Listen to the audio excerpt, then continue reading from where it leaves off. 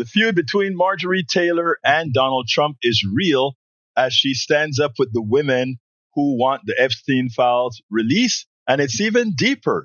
It seems like these women are getting ready to call names. But anyhow, listen to how Marjorie Taylor Greene addressed the president, because I think the feud is real and the feud may be lasting. I woke up this morning and I turned to my weather app to check the temperature, and it was 32 degrees. And my first thought was, hell has froze over.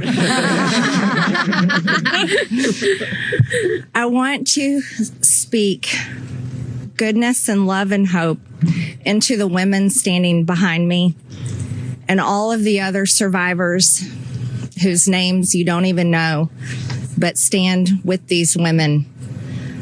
They are survivors, and they are strong, and they are courageous, and they are daughters of God. They are not victims. These women have fought the most horrific fight that no woman should have to fight, and they did it by banding together and never giving up. And that's what we did by fighting so hard against the most powerful people in the world, even the President of the United States, in order to make this vote happen today. I was called a traitor by a man that I fought for 6 years for. And I gave him my loyalty for free. I won my first election without his endorsement, beating 8 men in a primary. And I've never owed him anything, but I fought for him for the policies and for America first. And he called me a traitor for standing with these women and refusing to take my name off the discharge petition. Let me tell you what a traitor is. A traitor is an American that serves foreign countries and themselves. A patriot is an American that serves the United States of America and Americans like the women standing behind me. And I want to tell you that this only became possible today because the American people whom we serve as representatives here in Congress demanded that this vote happen, and they put more pressure on every single elected politician in this city than has ever been put on them.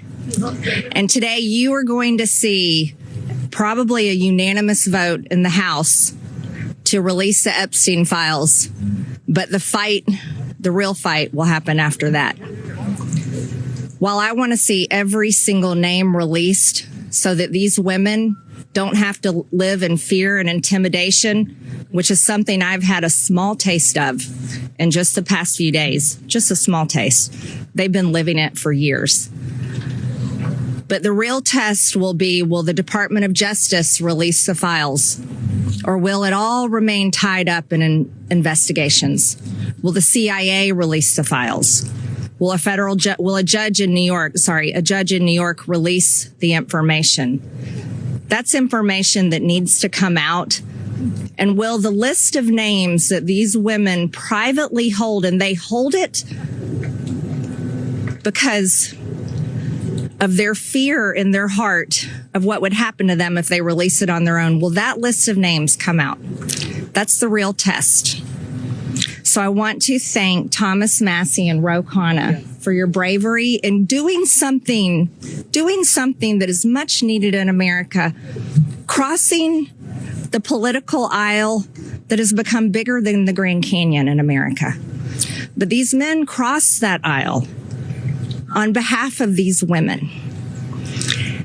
And that is more of what is needed today in America than ever in our history.